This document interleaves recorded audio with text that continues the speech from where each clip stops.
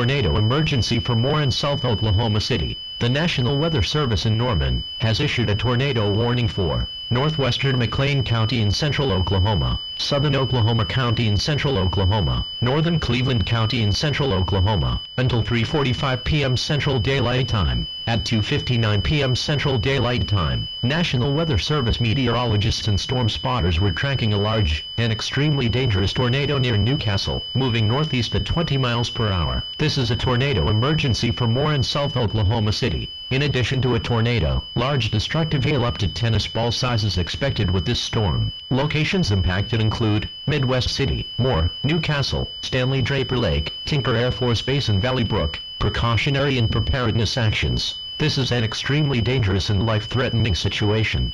If you cannot get underground, go to a storm shelter or an interior room on the lowest floor of a sturdy building.